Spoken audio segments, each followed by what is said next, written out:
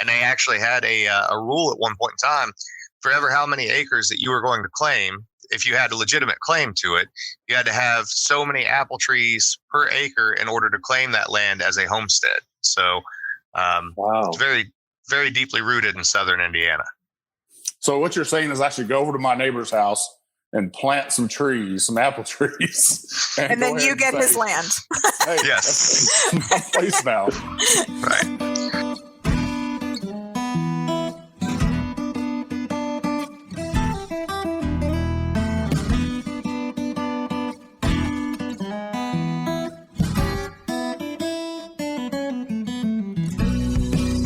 Welcome to another trip down the Bourbon Road with your hosts, Jim and Mike.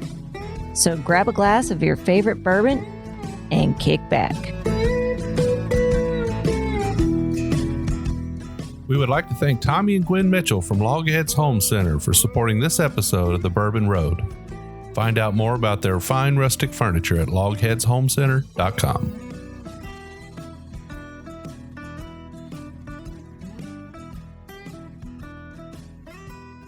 Well, hello, everyone. I'm Jim Shannon. And I'm Mike Hyatt. And this is the Bourbon Road. And today, Mike, well, we're not going to say where we are. We're in 4 different places, right? We're 2 of us are over here in Kentucky, and I'm assuming both of you guys are over in Indiana. So, and we have Spirits of French Lick with us today. We have Alan Bishop and Jim. I'm gonna let you say Jolee's last name. Yes, Jolee Kasprazak. Booyah! Booyah!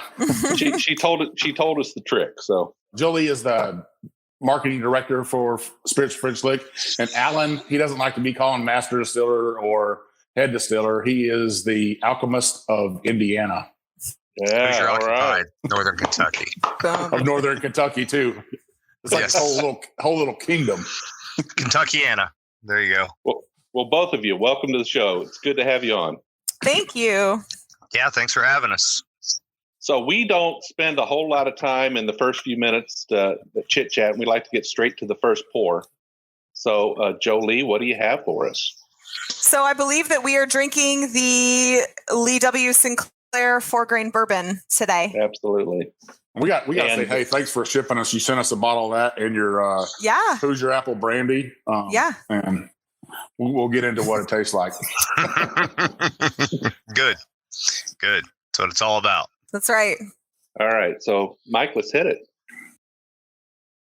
Yeah. So that's heavy on the corn, right? 60%, I think I read. Mm-hmm. Very nice. Sweet. Yep. It kind of reminds me a little bit of like it's got a little bit of fruit, some spice, but the oak is kind of prevalent on it. But it reminds me of those that those little blue boxes of cornbread. What's that called? Jiffy? Yes. Jiffy cornbread? Yeah. Like the Jiffy cornbread. Yep. That goes back to our motto, respect the grain. That's the whole idea, to hold on to some of that grain characteristic and not let it be overdriven by everything else that happens. So, yeah, I get a bunch of dried fruits in it, but not like light dried fruits, maybe dried peaches and dried apples or something like that. Not something so dark. Yep. Yeah, I get a lot of apricot from it. That's really where what always stands out to me is that apricot thing, and then some of that creaminess and sweetness from those oats comes through, which is where that mash bill really shines, because it's such a odd 4-grain, weird proportion thing: 60 corn, 17 wheat, 13 oats, and 10% caramel malt. So you're dealing with at least 2 alternative grains plus a very odd mash bill that I don't know of anybody else really using anything too close to that. So. We've definitely seen some 4 grains across the country coming out now. I don't know if I've seen that proportion or not. Right. I think it's very nice. That's very creamy. Very creamy. Yeah, that's the oats. Is that the oat that does that? Yeah. Yeah, the oats have a lot of very long chain fatty acids, and with pot still distillation, a lot of that stuff comes across. And it generally comes across as 2 things. You get either what's called a gustatory illusion, which is this kind of perceived sweetness. There's not really any sugar left there, but your brain smells the aroma of sweetness and you automatically think that you're dealing with something that's a little sweeter. And then it also comes across with that very creamy mouthfeel. Same thing it does with a like an oat stout beer, that same sort of textural thing that you get from that, you also get out of distillation, at least as long as you're using a pot still. So. Well, and Alan, you've said several times that oats distill very similar to the way they cook. Yes. So they smell and would bring taste. that. Yeah. Yep. Smell and taste a lot like how they cook. They're one of the few grains that actually there's that nice little translation there. And they used to be incredibly popular in bourbon distilling up until the point of industrialization and the introduction of low reflux column stills. So up until about 1870 or so, if you go back into even Kentucky's history in central Kentucky, you'll see a lot of distilleries were using oats or oat malt. And then once column stills get introduced, it kind of goes away because they clog up the column still so bad that it's not really worthwhile for them to run an oat mash and get it through the column still, because they're going to have a lot of technical problems while they're distilling. So is there a certain percentage of oat where that starts to really take over and be a problem? Or if you keep the percentage low enough, is it not too bad? You could probably treat it. I mean, if the big guys were going to run something with oats in it, they could probably treat it a little bit more like they do their rye whiskey. So you basically leave your specific gravity, your starting gravity a little lower and make not nearly as thick of a beer. It's probably not so much the percentage of oats as it is the actual amount of grain itself and the way that they all interact together. So you could probably get away with it, but you'd have a fairly low yield off of it and have to run a lot more to have any kind of quantity. And of course, there have been some experiments with that. I think even I think Beam actually did some oated stuff a few years ago when they were doing those. I can't remember what that series was called, but they did, the one where they did the rice and all that stuff. I think they also had an oat in there as well. So yeah, I think Woodford did an oat grain master's collection as well. Mm-hmm. I think they did. I mean, personally, I wasn't a big fan of it, but I love when distillers, get out of the box a little bit and try some new stuff like that. I can appreciate it. Yeah. Mm-hmm.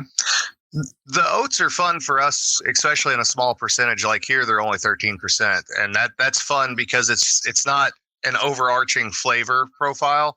It's more about the contrast between the different flavor profiles you have. So basically, what Lee Sinclair really is at heart is it's a modified wheated bourbon. It's not terribly far off of the traditional wheated bourbon mash bill. It's just adding those oats in there for a little bit of contrast. And sometimes I can even pull a little bit of, and you guys might pick it up, a little bit of like snickerdoodle cookie out of it, a little bit of that cinnamon and that sweetness and that roundness comes through like that. So Lee Sinclair, who was he? So Mr. Sinclair was originally from Washington County, Indiana, from Salem, Indiana. He was a local, very prominent businessman, also involved in a lot of the fraternal orders of the day, the Knights of Pythias and the Freemasons, etc., here in the county. But he was the owner of the New Albany and Salem state banks. He owned several different mills in Salem, Indiana. And really built up a nice little empire. When he got a little older, he decided that he was very interested in opening a hotel over in Orange County. Not really opening one, but purchasing one. The old they used to call it the Mile Lick or the West Baden Hotel. So he purchased that, and I think his daughter was really the one that pushed him into that. And about a year after he bought it, it burned down. And he was going to get out of the business completely, and his daughter talked him into just going headfirst into the whole thing. So he decided that if he was going to take advantage of this location where we have a lot of sulfur springs, and there's been a long history of people coming there for health and recreation, that he was going to create what was called the Carlsbad of America, which is now the West Baden Dome, and that was sort of going to be a place where people could come and hang out, relax, and get into all the various vices of the day, including gambling, etc. And he went full on into it, opened gaming rooms, and really built that up into something very nice where people came from all across the country to come check it out. Any sort of celebrity of the day would have been there and came by, and that continued on into the 1920s. We're on Sinclair Street. I'm from the same town as Mr. Sinclair. The town wouldn't really exist without Sinclair, so it was important to us as Spirits of French Lick. It's not just the spirits in the bottle, but the spirits of the local place, to pay tribute to him. And also with the series that's coming out now, the more historic series, we're paying tribute to all those old local spirits of the place to kind of keep those legends up and going and those myths rolling. So So is French Lick is kind of like a Gatlinburg or a Hot Springs, Arkansas area of Indiana, right? Yes, yeah. So the groundwater in what they call Springs Valley has got a lot of I apologize, guys.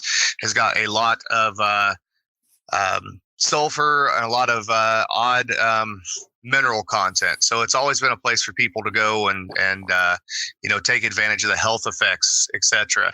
Anyway, so there was always an attraction for people for health purposes to come to Springs Valley, and it's kind of an odd area because it's not really close to anything. I mean, if you think about it, where we're really at geographically, we're equidistant between basically St. Louis, Louisville, Kentucky, Cincinnati, and Indianapolis. But there's not really anything. There's no other major hub around us, so it was a nice little getaway for people that were from those towns and cities. And it's not terribly far away from Chicago, which obviously during Prohibition brought down a lot of the more criminal element of the time. So that was a time when people that were traveling those kind of distances were doing so by horseback, and then later by automobile, but certainly in the beginning by horseback. So you had aristocracy from the big cities traveling probably several days, right? Yeah, quite a bit. And then also here in southern Indiana too. So we were lucky enough in southern Indiana to have rail transport pretty early on by about 1854 or so. So the train was really a big way that people got here more than anything else. The train tracks themselves actually go right in front of the West Baden Dome. Wow, okay. They still make use of that, etc. But it was originally the Louisville and New Albany, and then the Monon later on.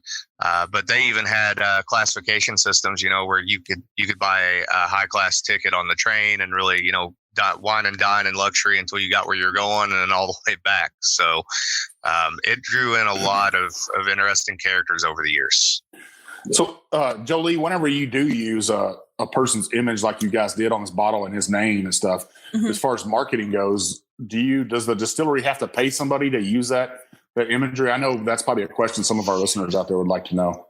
Yeah, it really depends on if they have any living relatives or not. And so we're really careful to explore that. And Alan has gone into a lot of the research of the old distillers. A lot of our bottled and bond is named after several historic distillers from Indiana, but Lee Sinclair doesn't have any living relatives. And so we were able to use his name and his likeness. There are only like 3 pictures of him, similar to the other historical figures coming out. Some of them, there were only 1 or no pictures at all. And so we have to we're doing artistic renderings for the Bottled and Bond series. But yeah, you have to do your research and you have to make sure that there are no living relatives. And if so, then you need their permission before using the name. Yeah, that picture that's on the front of the bottle kind of looks like, the dress and the picture of him looks like it's almost Civil War era. Is that about the right time frame or is it a little bit later? It would be a little later. That would be probably somewhere around the 1890s when that picture was taken, would be my guess. Maybe even a little after that. The other thing, too, with these historic figures is that typically the way that works in the United States is if somebody has been dead and gone for over 100 years and there's not a current claim to their name for some other product, they're kind of considered fair use at that point. Right. But we always try to go out of our way to make sure that we find out if there are any living relatives, try to get some permission from them, etc. And obviously I do a lot of research on early distillers. So I've made inroads with a lot of family members of some of these different characters. And, these people are usually pretty happy that we're running with them. But as Jolee said, there are no living descendants of Mr. Sinclair, not close descendants anyways.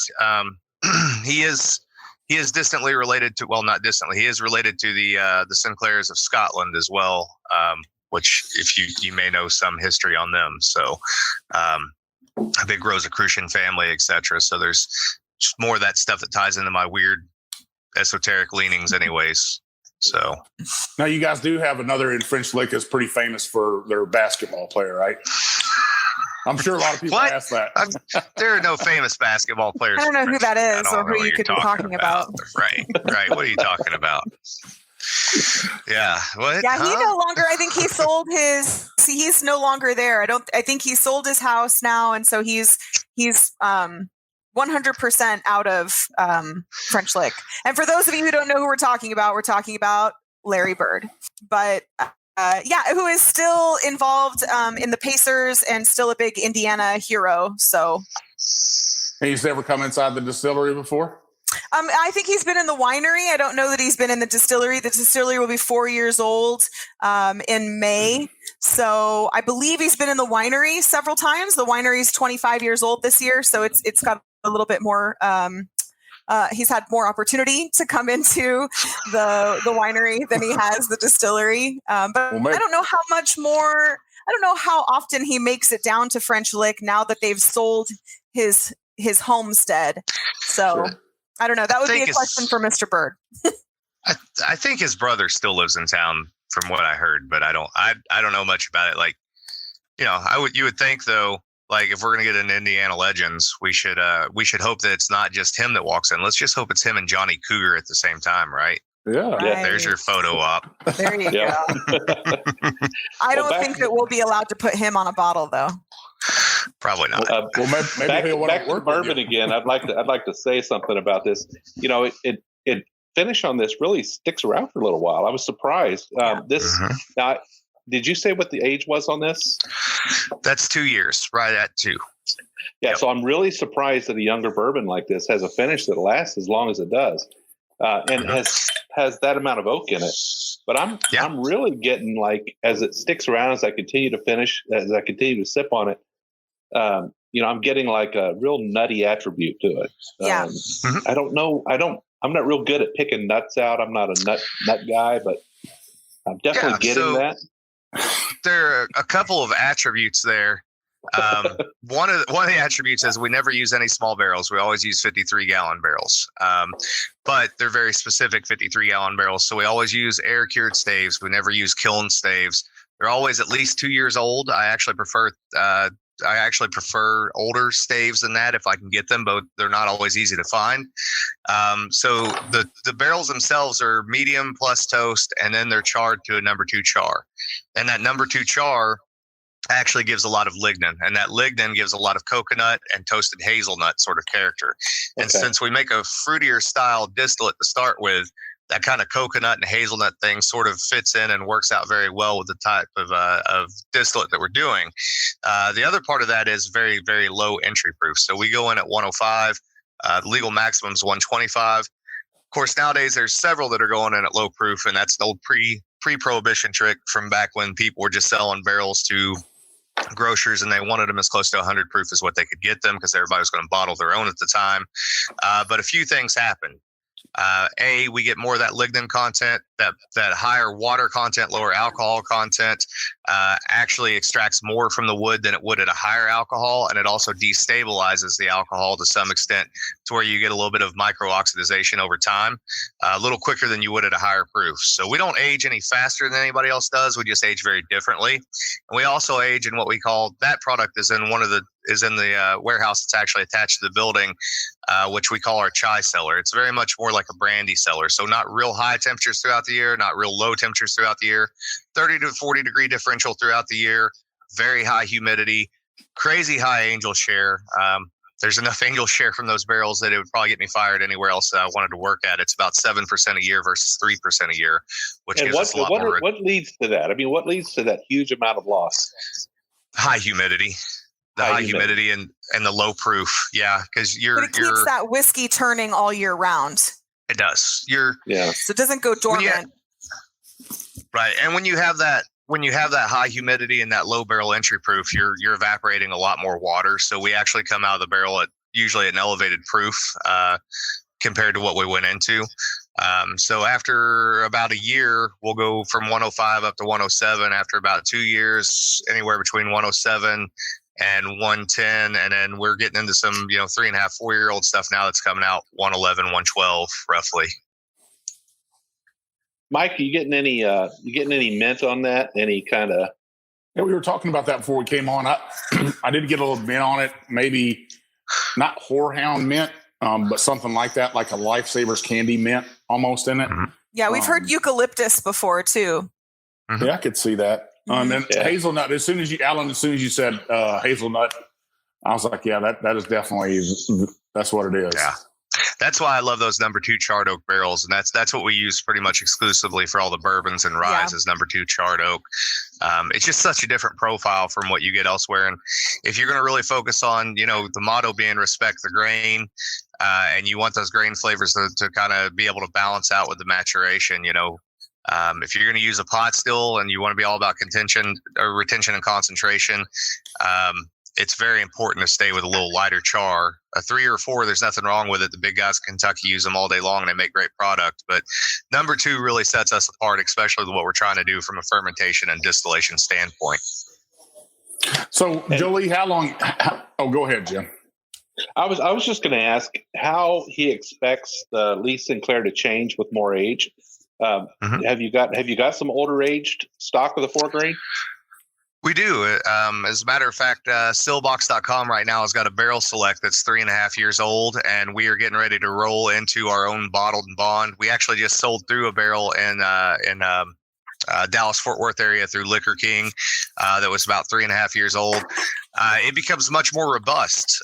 Surprisingly, what happens is as the interaction between the oak, the oat, and the wheat in particular continues down the path, you actually start to get almost a little bit of pepper spice coming into it. You also start to get some sort of dark chocolate notes, a little more earthiness, a little more roundness, certainly a more assertive character than what that 2-year-old has. Not as much of the ethanol obviously shines through on the older version of it. It's definitely a little more balanced, a little more matured of a drink.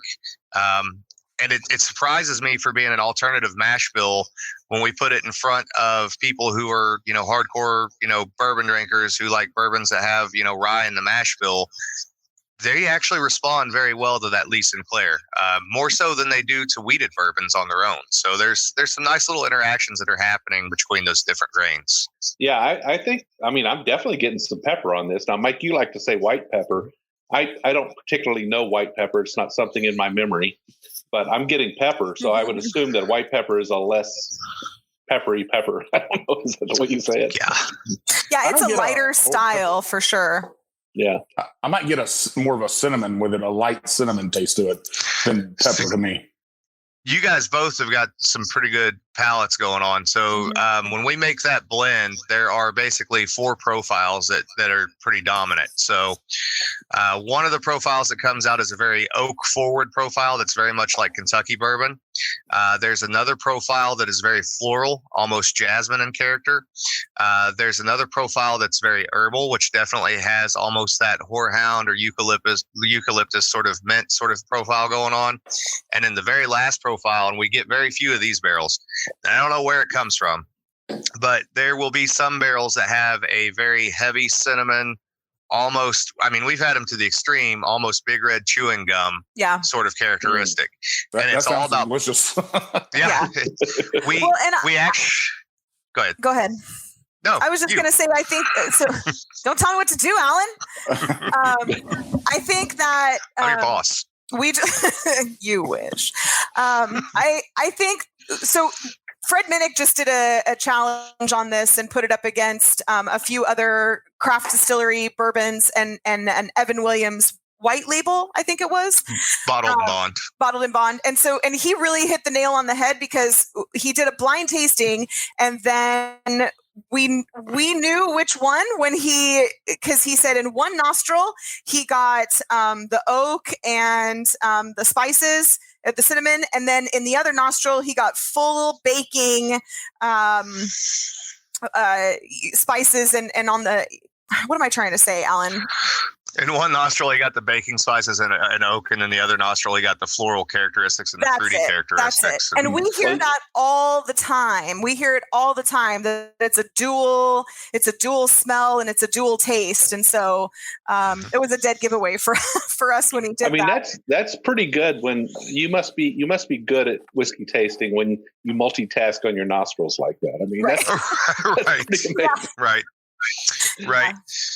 Well, and to be the first craft bourbon that Fred Minnick said was better than any mainline, any whatever brand he picked at the time, which at this point in time, he used to always say that, when a craft distiller can beat Evan Williams, I think I was just a regular black label. And then he took it up to bottled and bond. And, for us to be able to, and obviously price is a little bit different because they got a little more skill than we do, but I'll take that. I'm happy with that. I'm good. But also we love Heaven Hill products. And so to be even placed in that same category was a good day for us. A good day. Well, well done, French Lick. That's job well done. Yeah, I'm enjoying it. I can't wait to taste your bottled and bond, your 4-year. I think it's going to be amazing. And I might even jump onto Sealbox and grab a bottle of that if they've got any left. Those guys sell out pretty quick. Yeah, they've got just a few bottles, and they're actually receiving samples right now. They're going to buy their next barrel of Lee Sinclair to roll with, and then the Texas guys, they're picking up another barrel. So we're getting them out there. We had a few extra barrels that we could come off of before we did bottled and bond. But unfortunately, the first barrel too. Yep, Big Red Liquors.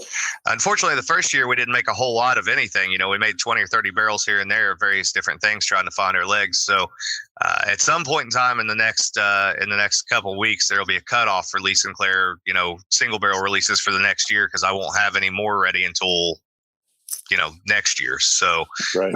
But at that point, it'll become pretty plentiful for us. Well, hopefully when all this is over with, we and Jim can come out there and tour the distillery. Yes. That was the plan for this time, right? Yeah. Well, we want Mike and I want to stay at West Baden, and we want to go see Air Supply at the casino there. I'm kidding, nice. Mike, not Air Supply. So popular. They had so many people show up for that concert. It was crazy. Yeah, I've been there. Good groups. It was funny last year. The Kentucky Headhunters played over there, and so we went to go see it. And there, I saw literally no one from French Lick, but I saw like 5 people from my town. Yeah. So all right, guys. We are probably up against the break right now, so we need to go ahead and take a short break. But when we come back, Mike, I think we've got to try their apple brandy. We're going to try. You've got a sample of their. Or you got a bottle of their wheated bourbon. Yeah, I'm pretty excited about having another bottle of wheated bourbon in my house. Yeah, you're a weed guy. And you guys are going to tell us all about some of the stuff that's coming out here after our sequestering, right? Yeah, everybody's definitely working hard. All right, yes. Let's take a short break. When we come back, we'll get at it. All right.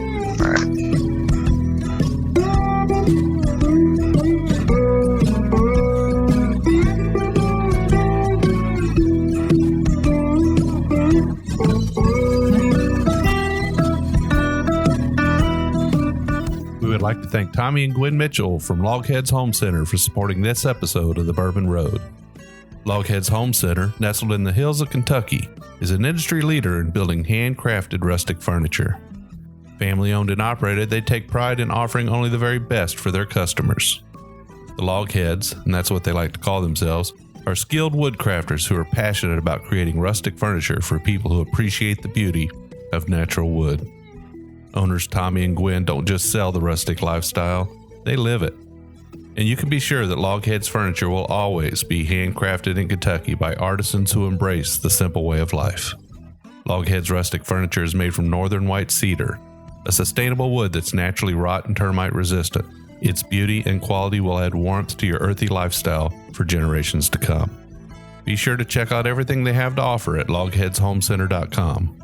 And while you're at it, give Tommy and Gwen a shout on Facebook or Instagram at Logheads Home Center.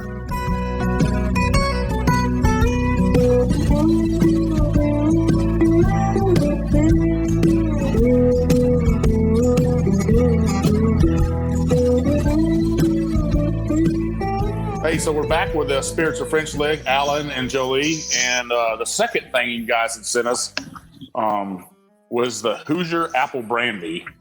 Old Clifty, I guess, is what it was called. I don't think we've had a brandy on the show yet, so this is a new one. We've not had a brandy.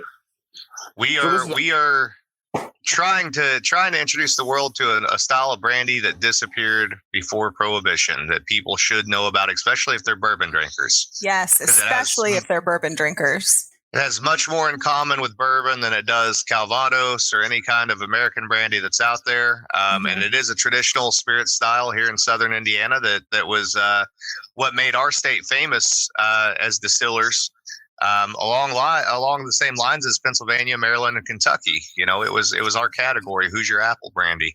And so we're trying to bring that back. Did Johnny Appleseed make his way through Indiana? So he did. He's actually buried in northern Indiana now. His orchard's the closest one to here. There is one supposed orchard site on the far eastern edge of my county, Washington County, but that would have been the closest he ever got to Orange County. But most of the early settlers that came into southern Indiana were from the Black Forest of Germany, and they made a lot of brandy there. So the other thing they did is they didn't cultivate necessarily named varieties of apples. They saved their seed off of their apple crop every year when they distilled, and then they planted those seeds. So every tree was unique and individual. And then they just selected for the trees that made the very best possible brandy that they could. So very similar to the aesthetic of Johnny Appleseed at the time. One of the first things you had to do to claim land in southern Indiana was you had to actually plant an apple tree because it showed that you had a long-term interest in farming that land. And they actually had a rule at one point in time. For ever how many acres that you were going to claim, if you had a legitimate claim to it, you had to have so many apple trees per acre in order to claim that land as a homestead. So it's very, very deeply rooted in southern Indiana. So what you're saying is I should go over to my neighbor's house and plant some trees, some apple trees. And then you get his land. Hey, yes. That's my place now. Right. Before he might shoot me. Right. I was thinking that 310 to Yuma thing about before water touches your land, it resides and flows on mine, and as such, I'll do as I please. Yeah.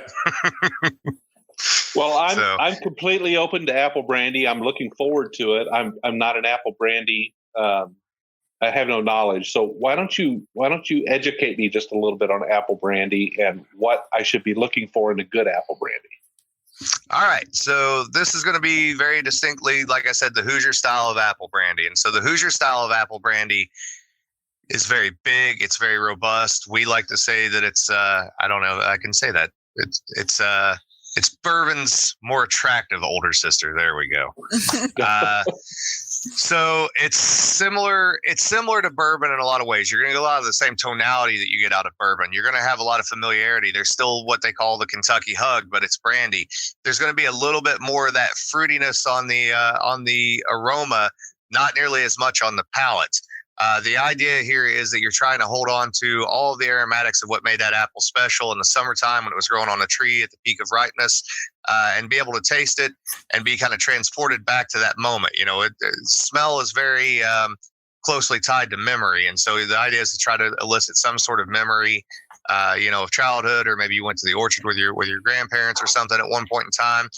But then again, also find some of that oak, some of those baking spices. You might even actually still pull just a little bit of that mint characteristic out of this, which we did on purpose through a little bit of Brettanomyces when we were doing fermentation, which was done on purpose, which is also a traditional methodology here in southern Indiana. The southern Indiana style of apple brandy was not ever anything like most of the European apple brandies at all. It was definitely much bigger, not nearly as petite, not as almost refined in some ways. You know what I mean? It's definitely a frontier drink, and that's what it's meant to be. You know, as I nose this thing, and Mike, I'll give you the first opportunity. Why don't you tell me your first impression on the nose? Since you've already tasted it, why don't you tell me first impression on the nose? Well, I think on the nose, it's got that almost. I can taste that fermented apple a little bit, and maybe you don't want to get that, but that's what I get. I still get that ripe apple, super ripe apple in it, sweetness, and I can tell it's an apple brandy. Probably drinking out of the wrong glass. I don't know. Yep. We don't prescribe any style of glass in particular, so that works out really well. Those Glencairns work great for apple brandy, and what you're tasting is exactly what you should. We almost always get like a baked or stewed red apple out of it, which is exactly what we want. Yeah, so like almost like an Amish baked apple pie, like apple. What's a apple cobbler? With that graham cracker, cinnamon, taste to it. Well, you guys have Kentucky roots, so you're probably familiar with your family. Probably somebody in your family at some point made fry cakes way back when. That's that was an old thing in our family, and that's what I get out of it. It tastes like an apple fry cake. Oh, I've never had one. So I'm originally from Ohio. Mike, you're from Texas. Okay. We just live in Kentucky now. So. Fair enough. But I am getting the commonality with bourbon. I'm definitely getting the caramel and the baking spice. I get the same oak that you would get from a bourbon. But what stands on top of all of that is that bright red apple, that fresh apple. I'm getting that. I don't know if it's so much a fresh apple cider, or if it's more like just a you take a bite out of an apple and then you smell that area of the apple you just took a bite out of. Yeah, it's like if bourbon had a mistress. It's just similar enough, but just different enough. And what kind of apples are you guys using? So, unfortunately, in the United States, there's not a whole lot of access to the old distilling apples, and in Indiana, those distilling apples were wiped out by fire blight and then prohibition. A lot of farm distillers had to convert over to commodity crops, or if they got caught distilling illicitly, the excise officers would actually destroy their orchards. They'd cut their trees down and burn them. So we don't have a lot of access to those style of apples. So what we're actually using as a base is coming out of Michigan. It's all commercial culinary apples, just like you'd find at your local grocery store. A mix of about 7 different varieties. We unfortunately at this moment don't get to have a lot of say on what varieties go in there. But we do try to push for a higher percentage of Golden Delicious, because Golden Delicious actually works fairly well as a brandy apple. If we can get blends that are upwards of 50+% of Golden Delicious, we're pretty happy with them. Some of the apples that you would think would work don't really work. Granny Smith doesn't really work for brandy very well. Red Delicious is absolutely useless. Honeycrisp is just a ball of water. There's no real flavor in that. Once you ferment it, it doesn't amount to anything whatsoever. So the goal is I've actually set out a Hoosier apple brandy standard, trying to, bring apple brandy back into Indiana, just like, New York did Empire Rye, Missouri's doing Missouri Bourbon, et cetera. Ruffled some feathers with that one, Bishop. I did. I'm really good at that, and I enjoy it. So I laid out sort of a standard that, like, within 10 years, the goal would be that, maybe 10% of what goes into your Hoosier apple brandy would be grown in the state of Indiana. And until that time, as long as you're sourcing your apples from states that are contiguous to the state of Indiana to the best of your ability, and after 20 years, it might go up to 20%, to where maybe 50 years from now, there'll be some orchards as they start to be regrown and interest in agriculture kicks back in, so that maybe eventually there can be some legitimate, 50% or 100%, true Hoosier apple brandy, true to the style. But it'll take a long time. If you get back into that history with the Hoosier apple brandy, the 6-county region where it was big at, what was called the Black Forest of Southern Indiana, each one of those counties by the 1850s had upwards of 155,000 apple trees apiece. So, it takes a lot of apples to make a gallon of brandy. You're looking between 1 and 3 bushels of apples to make 1 gallon of apple brandy. So it takes a serious amount of apples to do. How many apples in a bushel? I don't know. How many Jolee. apples in a bushel? I have no idea. Well, why not? Because Jolee, I don't. Jolee, what's the answer? Oh my God. Right? Also, I would like to say that Red Delicious is like the grossest apple of all kind. They're like field trip apples, right? Those were the apples you got when you went on the field trip to the Children's Museum or whatever when you were little. They were just I know exactly. They're gross. How many apples? Exactly how many apples it takes to fill up a bushel. However many it takes to fill up the bushel. It's Google says it's 125. Very precise. 125 apples.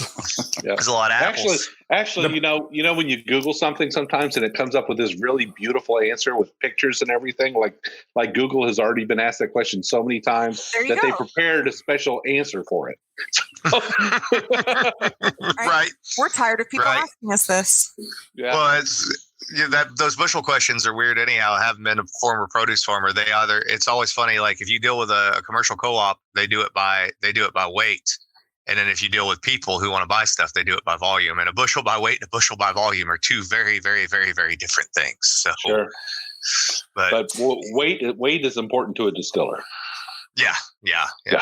So getting kind of back into that history on the Spirits of French Lick thing with the old Clifty, just so people are familiar, there's a nice picture of the old Clifty Mill and Distillery on that bottle. That was one of the distilleries in my home county, Washington County, just north of Campbellsburg, Indiana. They were making about 20,000 gallons a year. That's in a place that's now called Cave River Valley State Park. It's owned by the DNR and in conjunction with Spring Mill State Park. Beautiful place, bunch of caves, home to 5 distilleries at one point in time.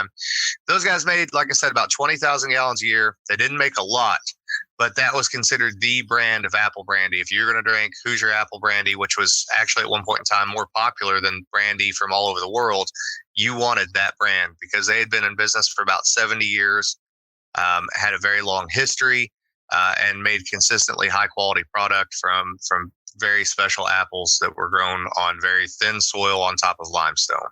So that sounds like my farm. right. I can dig about 3 or 4 inches and then it's straight to limestone. Oh, that's how this place is. Yeah, it's crazy. So when I was talking about the taste of this and how it mimicked a little bit bourbon, the front end, how I got the caramel and the baking spices and the oak. Now on the finish, let's talk about the finish a little bit. Remember, I called out those nuts on the 4-grain. Well, they're here too. They're here too. Yeah. So I'm pretty amazed that the only difference, really, there's a lot of difference between the two. Let me get that right. But when you're looking for dissimilarities, the dissimilarity here is the apple flavor. I mean, it's the right. Yeah. So this is really close to a bourbon. Yeah. And how it differs is that apple in that influence. So yeah. And now the beautiful thing about Old Clifty for us is that every year it will change just slightly because every year it gets barreled into a different type of cooperage, and that's done very much on purpose. It's not a mainline product for us. It's something we do to help rebuild the heritage of distilling in Southern Indiana. And so it has some levity that the other products don't. So that first release, it's 2 years old. That was in 64-gallon once used red wine barrels that I had recharred to a number 2, so same char level as the bourbon. And that nuttiness is coming from that, but it's also coming from that Brettanomyces that we use during our fermentation, which gives that very nutty oxidative sort of characteristic to it, and probably a little bit of red wine that was maybe left, inside the wood of the cask that didn't come out when it was recharred. You probably get a little bit of that oxidative character too. But there will be a limited run coming up. We haven't really talked about it that much either this fall or next fall. That's actually kind of a one-off version that was distilled like a white apple brandy. So no heads, no tails whatsoever left in the distillation. And then we took it and put it into what were once used French wine, red wine barrels that then went to Mexico and had organic agave tequila in them for a year. And then we put our apple brandy in there. It's been in there 3 years now. It's so good. Kind of a straw color and a lot of that tequila tonality pulled into that white, fresh apple brandy sort of flavor. So both of you, Alan and Jolee, I guess we'll start with you, Alan. How long have you been with the distillery, and where were you at before that? So I've been at Spirits of French Lick now. I got there before they put the equipment and everything in, helped do some of the planning on that. So I've been there since November 2015, I believe. So I've been there from the very beginning on the distillery side of things. Previous to that, I was the one of the 2 distillers down at Copper and Kings American Brandy Company there in Louisville, Kentucky. Worked there for a couple of years and really headed up the absinthe program and the apple brandy program there. And then prior to that, my family's been involved in distilling, both legal and illicit, for generations. So I grew up in a family of distillers. I've been around it my whole life. I've been doing it to some extent since I was 15. For better or worse. So, yeah. And what about you, Jolee? I've been with the company for 2 years now. And what did you do? Go ahead, Alan. Feels like 30 years. Oh my goodness. This is our working relationship. For those that do not know us or have not heard us on any other podcast, this is how we show our signs of respect. We don't have a relationship. We don't have a relationship. You have my phone number and unfortunately work in the same building. That's the relationship. That's what we have. Right. Gazelle, Jolee. So you guys are going to go through a rebranding here this year of your weeder, which I actually have a bottle of right now, the Spirits of French Lick with a weeder.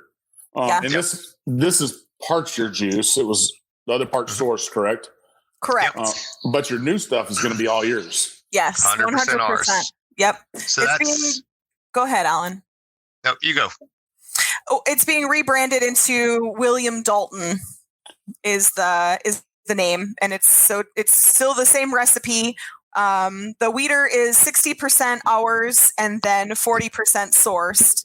And we're very open and honest about that. We try not to hide that at all. And it was just to get a product out in the beginning, and then we did not use all of that sourced whiskey, and so we got rid of that last year. And it's the only sourced whiskey that will ever be in the building. And what's the deal behind old Willie? Who's Willie? So Mr. Dalton was the distiller at the Daisy Spring Mill Distillery, which is now Spring Mill State Park. Mr. Dalton was the longest that I know of, that I can prove. Mr. Dalton was the longest tenured distiller in Indiana history. He was there for 55 years, running copper pot stills off of wood, running all of his cooks off of wood, working out of 120-gallon hogshead fermenters, 1 bucket at a time over to the still, doing the whole thing. Big part of Indiana's distilling history, a name that's not well known, a name that's not well talked about, a name that, in fact, for a long time didn't even appear in the park's literature in reference to the distillery until about 2 years ago when I started doing my research.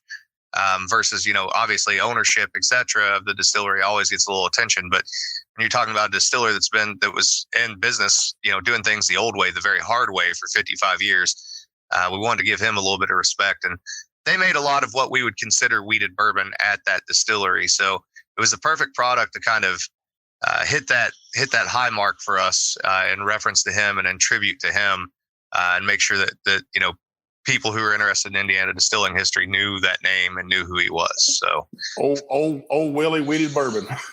That's right. Willie Dalton. Yep. That's right. Dude, it was funny because Jolee had mentioned that we were working through getting some people to do some drawings of these different characters to kind of interpret them. And I only have one picture of William Dalton. And when I first took it to Jolee, she goes, "We can't use this picture." I go, "Why can't we use this picture?" And she goes, "This is the most depressing picture that I've ever seen in my life." It really is.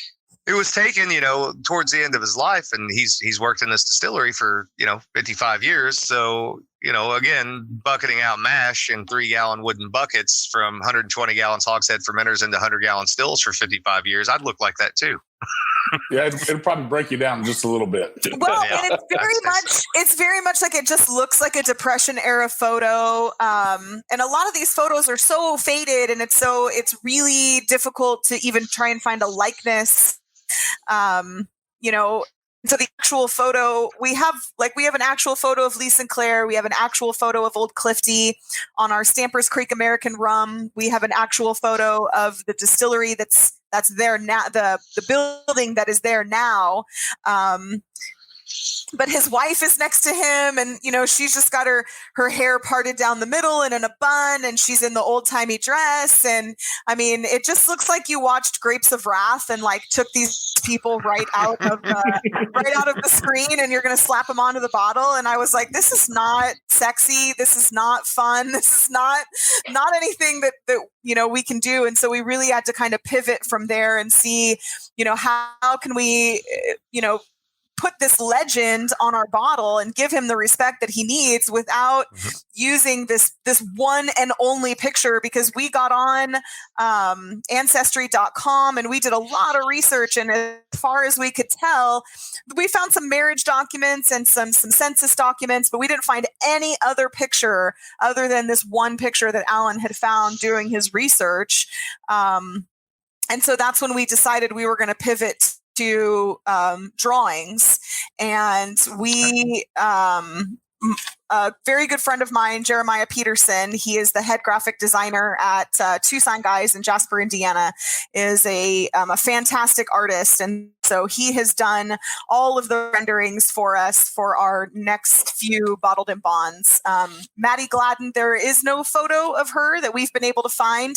And so we were able to kind of use a silhouette picture of a woman of the times to represent her. But it was it's not a cute picture at all. No, but we should also say that the current weeder, we are very proud of it. It's done very well. Yes. Whiskey Advocate's given it a great review. Yeah, And there's nothing wrong with sourcing. 86. Mm-hmm. There's nothing wrong with sourcing bourbon, and a lot of people do that. Right. As a distiller, my preference is not to do that, and we have enough scale that we don't have to do that. But the current product that's out there in the bottle, 60% our 2-year-old stuff, number 2 charred oak barrel, basically the old APH Stitzel recipe, 70 corn, 20 wheat, 10% malt. We switch out regular malt for caramel malt, which gives a little bit more of that sweetness and that roundness, and again, a little more of that nuttiness, along with the low barrel entry proof.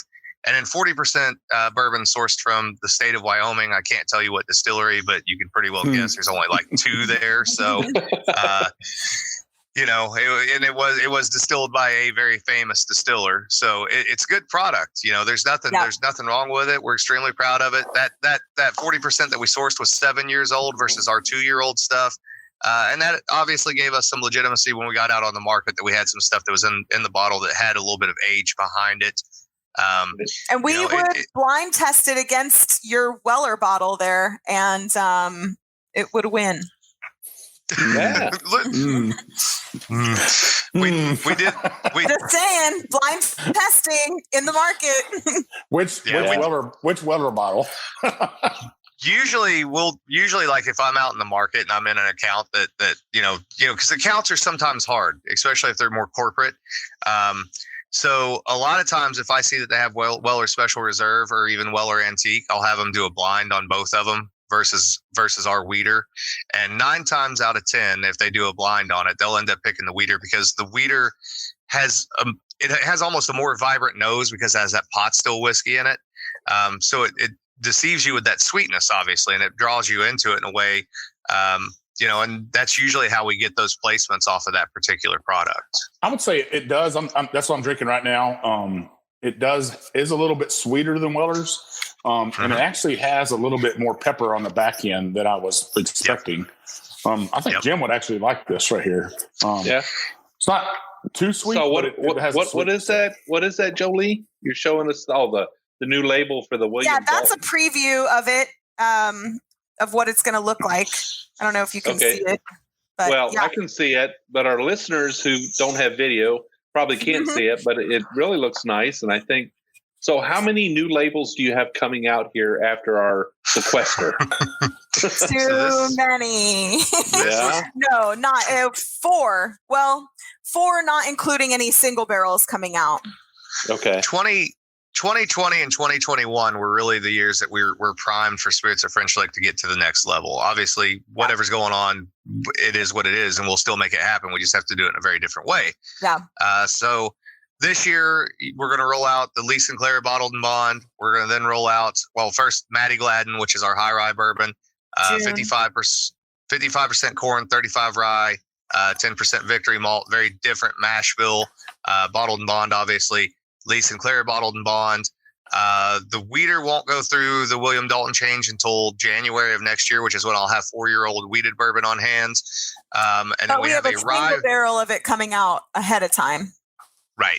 Yeah. And then we have a rye whiskey as well that's now 4 years old, but I'm going to hold on to it until it's 5, not because I need to, because it is good as it is right now, but because I didn't want to release a high rye bourbon and a rye bourbon that were both bottled in bond in the same year, and maybe people might get confused by that. So, and then various, one-offs. There was about a 2-year period there when we first started up where, like, on Wednesdays and Thursdays, there wouldn't be a whole lot going on. So we did a lot of very strange things. So we did like some grappa, we did some absinthe that we aged in a new American oak barrel, some blackberry brandy, and just kind of this odd section of barrels that we're slowly figuring out where these belong and how they fall into, what category and where they need to go. Yeah. Big grappa fan here, by the way. Big grappa fan. I got about 75 gallons total. Yeah, and I say too many as a joke because it's just been kind of crazy, right? This whole COVID-19 business and working from home, and so trying to continue the uphill that the brand is on, trying to keep that going, and staying active on social media while still trying to do all of the things like new labels and single barrel sales while working from like a dining room table it's a whole new level of normal, and it gets kind of crazy. So how many states are you guys in right now? Right now we are in. Go ahead, Alan. Go ahead, Alan. Nope. Indiana, Kentucky, Missouri, Texas, and then soon to be Illinois and hopefully Louisiana. And Florida is also on the schedule. Florida's also on the schedule, and we are looking into California, but that really just depends on distribution. That might be more of an e-commerce distribution, and working through. We've been approached by Oak Bottle to work with them, and so we've got a few things that we're trying to figure out how that would work, and more just how to get your spirits out to California in a economical way. And anything overseas? Not at this time. No. Not yet. Lots of interest, different places. Yes. We've had some interest out of Canada. We actually we have some contacts and interest in South Africa of all places. Yeah. So there's possibilities for that stuff in the future for sure. Yeah, because I'm sure we're going to have some listeners in Australia and Spain ask us, how do I get my hands on that? Yeah, we've put been something in Spain in a heartbeat. Yeah, we've been approached by an Australian label company to do our labels, which was fun. But we try and keep a lot of that stuff local and try and employ as many local people as we can. But yeah, nothing is off the table at this point. What do you say, Alan? How many states can we run the capacity of at the size we're at now? At the size we're at now, I mean, if we really started to catch fire, and do really well, I mean, if we weren't going to expand, we could feed 10 states, but those 10 states would include Texas, which might as well be its own country. So, we could pretty well do what we need to do. And there is capacity to be able to expand the distillery in the future as well. But the one thing that I don't talk about this enough, but I always try to stress, we're a pot still distillery. We're always going to be a pot still distillery. So expansion will always be limited to some extent because it will always be pot stills. We'll never drop in a low rectification column still because it's so different from the style that we make that there's no way that we can. You just need more pot stills. You just need more pot stills. Bigger pot stills. We need to be the American McKellen. I need a facility like that with about 28 pot stills, and I will be a happy camper. All right, guys. Well, telling Mike yesterday, we always just want to make sure that the quality and the batches are, what they are now.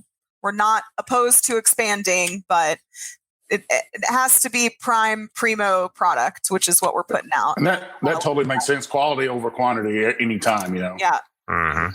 Yeah. Well, we would definitely like to give you guys the opportunity to let our listeners know where to find you online, on your website, on social media, how to reach out to you and ask you questions after this if they have any.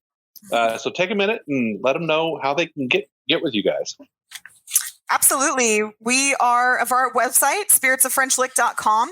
We are on Instagram and Facebook, and we're also on Twitter. So you can reach out to us at any of those avenues. So on all the social medias, it's at Spirits of French Lick. Yes, on Twitter, it's at Spirits of FL. Okay. Yep. But, all right, good. But otherwise, it's at Spirits of French Lick.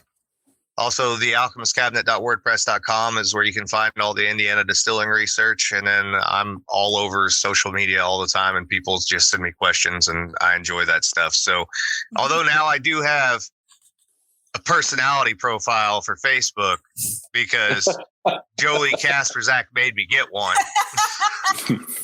he reached his friend limit on Facebook, which I think is like 5,000. And I was like, 5,000, we yeah. need to get you a public figure page so that we can start pushing out all of the Spirits of French Lick stuff on your public figure page. And then Alan can take his Facebook page back to being a normal, manageable amount of people. So famous guy. Right. Loud and annoying. Mike, you want to take us on out? Yeah, so you can find us on Facebook, on Instagram, and on Twitter at thebourbonroad.com or the Bourbon Road. You can go on our website, thebourbonroad.com. You can read our blogs on there. You can read about me and Jim. We still don't have a store up for our listeners. We promise. Something is coming down the line at some point. We got full-time jobs. So,